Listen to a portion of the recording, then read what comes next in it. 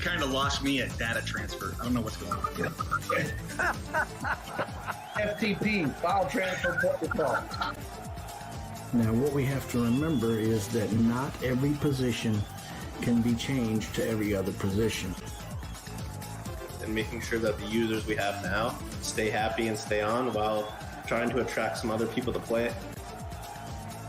They make Hustle home, but yeah. No, that's over in a heartbeat. Ain't got any problem with that.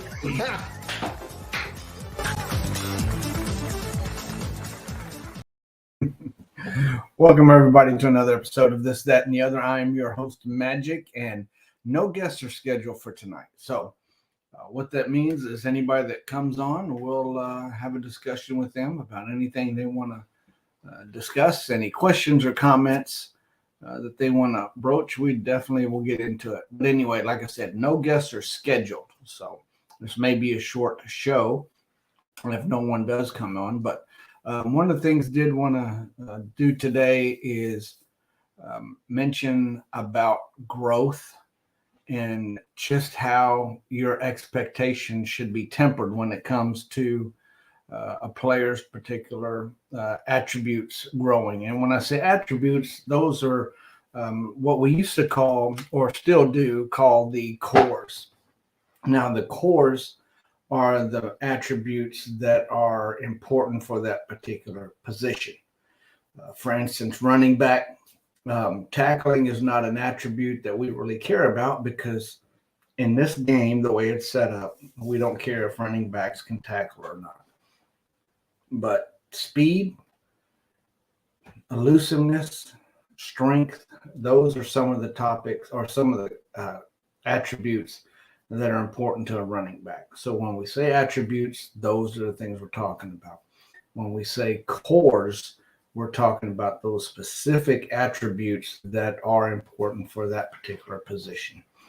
Hopefully I won't mix those up too badly to where someone gets confused. But the whole purpose of having said all that is to get into the discussion about growth. Now, we know that a player can grow and will grow based on some factors. And those factors are, first and foremost, his potential. Secondly, his work ethic. And coupled with all of that is the boost, if you will, that a player has as far as growing when it comes to his playing time. So let's start in inverse order there. Let's say two players have the exact same potential, the exact same work ethic, but player A is playing more than player B. Player A will see a growth in his attributes faster than player B because player A is getting playing time and player B is not. That all ties back into the unwritten belief that players who, in the real world, players who play a lot are basically practicing when they're playing. They're refining their skills. So it stands to reason that within this game, if a player is playing, he's essentially on the field getting more practice, if you will, at his particular skill level or at his position. So knowing that, it stands to reason that if an individual is practicing his position more than another individual, that first individual, or in this case, player A, would in fact grow a little bit faster in those attributes than player B. Hopefully you're still with me. And as I mentioned, potential is also a factor. And we all know about the 5 items of potential now. Those are your very low, your average, your high, and your very high. And your scouting report within those individual potential lines or levels tells you a little bit more about how an individual is going to grow or expected to grow at what particular speed within those levels. For instance, you get a report that says or an indicator that says the individual is a high potential player, and your assistant coach report says that he's got the potential to improve a lot, well, that means that he's probably entering as a high potential player, and he will grow quickly within that high range, if that makes sense. Now, again, he'll only grow as quickly as all the other factors involved in his growth. That's where we get into the playing time again and the work potential, etc. So it can be a convoluted, if you will, way of understanding how players grow throughout their career.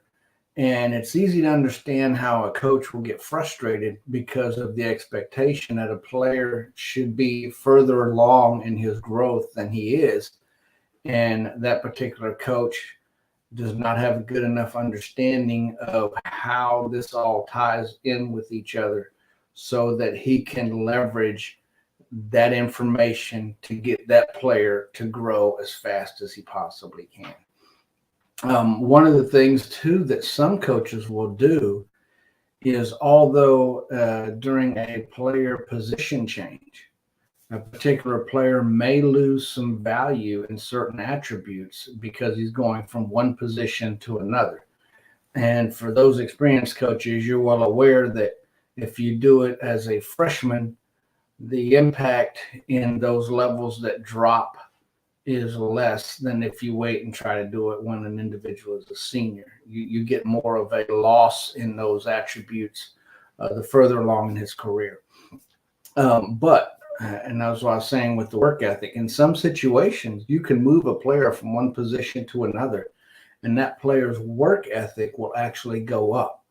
And depending on where he started and how much he dropped and what his core values are now in regards to the new position, that increase in work ethic right out of the gate may actually overcome any losses that were associated with that position change. So that's why some coaches have success with position changes because they know what they're looking for. They know their roster makeup. And as I mentioned on a previous episode, and I think we actually even demonstrated it, is you can move a player from one position to another. And before you actually make that permanent, it will show you the attributes. And if you do the same thing, but the position he is going to has fewer players, then now that same change will suffer less loss in those attributes. For instance, let's say you move a wide receiver to a running back, and he is going from a pool of 3 wide receivers in a pro set offense to a pool of running backs that number 10 in that same pro set offense. His perception is that as a player in a position with only 3 total players, his playing time or expected playing time would be more than with him going to a position that is inundated with a lot of players. Now, bear in mind, they have no idea of how good they are in relationship to other players. They just see the final quantity that I went from a position with 3 players to a position with 10 players. I'm going to be at the bottom of the pecking order. So their expectation is they're not going to get a lot of playing time. Therefore, those attribute losses will be greater. Now, inversely, let's say he's going from a position of 10 players as wide receivers to a position that has 3 players running backs. So now his perception is, I'm leaving a crowded position and going to a very sparse position. I have an increased chance of playing time, which makes him happy, which makes him want to work harder. So when you do that, you'll see that sometimes his work ethic will actually go up. And so I advise a lot of folks that have asked about player position changes to do some experimentation with the position changes before you actually hit the final button that makes it active. For instance, if you've got a running back field that has no fullback and you want to go ahead and get a tight end, that you have ample tight ends and you need a good blocking fullback, you can source that from the tight end position. But considering what we just discussed with the number of players at a position, you may go do that and see those numbers, but then also take it one step further before you finalize it and see if there's a running back or two at that position that are essentially going to be worthless. If you've got a senior buried on a depth chart, he is of no value to your roster. And if you have, let's say, DBs that you've only got 6 of them and you're running 4 in a game, that position could stand to have some help, even though that running back, for instance, may not be a good tackler. You could put him in the game when he is really, truly not needed in order to give the other DBs a rest and make them more effective in the parts of the game where you want your starters in.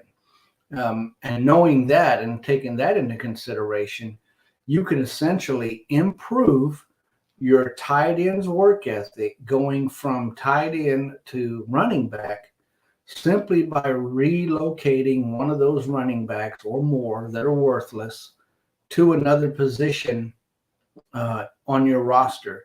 And again, we don't care what their work ethic is. We're using them simple as a filler for rest purposes for those starters or those players that are ahead of them on the depth chart. I've done it successfully on many occasions, and the end result has been very positive. I've gotten a couple things accomplished that without any type of position change I wouldn't have got accomplished, and that is, one, my DBs got a body to provide opportunity for rest for the starters, and my tight ends are now getting a little more playing time individually because I've moved one of those to a fullback position in my running back stable. So there are a lot of ways you can do this, but as with anything, caution. Don't hit that final button until you're absolutely sure that is what you want to do, because that is something that the staff will not undo. You're not going to be able to send in a ticket and say, hey, undo my screw up here. I didn't mean to do it. It's not going to happen. You're going to be stuck with it. So when you're looking at improving an individual player's opportunity for growth, there's a lot of that involved. Just like the position change involving 3 positions that I just mentioned, that all ties into growth, that growth of that tight end that is going to be your fullback. Now, granted, he may not step in a starting role his first or second year, but if you chose wisely, he could be a very important part of your running game and, even your passing game as a junior or a senior, because you've got somebody with good strength, good blocking ability. His technique has now come up and his game intuition has gotten up as well. Now, how does formation IQ fit into all this? I really don't believe that formation IQ is a factor in individual growth based on attributes. In other words, knowing a playbook is not going to make me a better athlete, but it will make me a better performer. So those are two things that you definitely need to keep in mind and keep separate.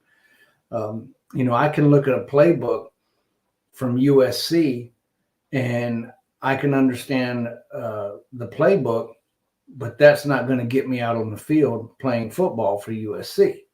But I will know the playbook, my formation IQ will go up. What will also happen with formation IQ is kind of like what we talked about being on the field considered practice. The more you play a formation in a game, I truly believe that does, in fact, help your formation IQ. It stands to reason that if you're going to practice it, then playing it is just an extension of that practice.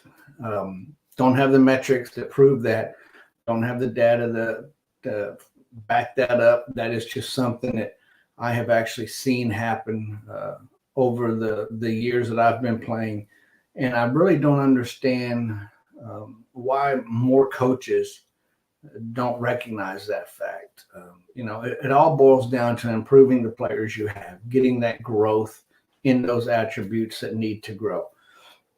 Now, to wrap up this entire growth thing, there's also the fact that growth slows the nearer you get to 100. Let's see if I wanted to put that on here so that people could read it and actually understand it. And I'll read it. And an attribute approaches 100, which is your max. It stands to reason that it's going to decrease. A player can grow early on in his career much faster than he will toward the end of his career. The rationale is that an individual will soak up a lot more knowledge about his position. He will grow in that particular position. Those attributes that are core to that particular position will grow. But as he gets higher up in his career, there's only so much more that he can learn, so much better than he can get.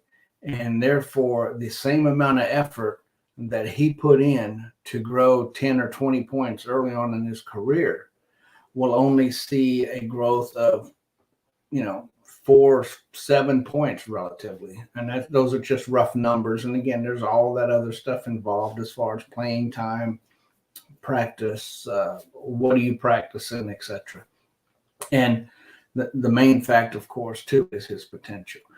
Now, as we've said many times on this show, the potential is just a way of having an idea of where he could be at the end of his career if all things are right based on his scouting report and the results thereof. So a lot goes into it. It can be confusing, but don't get frustrated if you're doing the same thing and now your players aren't growing as much as they had in the past, or they're not growing as fast as they had in the past. That is understandable, and it's recognized part of the game. But keep doing what you're doing. Tweak it a little bit here and there. See if you can figure out what works best for you based on what you're trying to achieve with your individual players. And as always, do not hesitate to reach out to folks on the message board or Insight Mail. Mine is out there, so by all means, drop me a line if you have any questions about any of that, and I can generate some examples or go into it into greater detail with you based on where your area of concern is or where your need of better knowledge is. And if I don't know, then we will get a hold of customer support and find out what they can provide. And that's a good segue to the show in 2 weeks, where we will expect to have Jordan on. He's the customer service representative. Jay Holtus, as many of you know him by, he's going to be on based on scheduling right now. That's what we've got planned. And he's going to give us a brief update of where we are, not just with the GD improvements or expected updates, but also on the overall What If Sports platform. Of course, the majority of it will be GD centered because that's what we're talking about here, Gridiron Dynasty. And hopefully he can give us some information that many of you have been asking for on the board. Where are we at? What are we doing? What can we expect to see in the coming weeks or months? I know it's been over a year since the massive talk about the overall improvement was coming out. But as we indicated back then, right here on this show, it was not in concrete. It was something that was a hope, a combined desire between not just the players of this game, but customer service as well. You know, when customer service can make a change to the overall engine that makes tweaks much easier in the future, I'm sure that, you know, that's something that they would appreciate having, so that any little tweak that they have to undertake is not going to be a monstrous labor effort on their part to make it happen. So that being said, hopefully in the future, our concerns, desires, suggestions, whatever, received by customer support will make it easier for them to actually employ those and improve the game, you know, as we go along and as this thing grows. So it's just a matter of time, but that's all we've got, right? Anyway, look forward to seeing y'all here next show, which is on the 16th, I believe, 2 weeks from today, 16th of June. And we'll see if we can't get Holtus on to have a discussion with us about where we are in that. So again, don't hesitate to holler. You need something, just mail me. And thanks everyone for tuning in. I'm your host, Magic, and this is another episode of This, That, and the Other.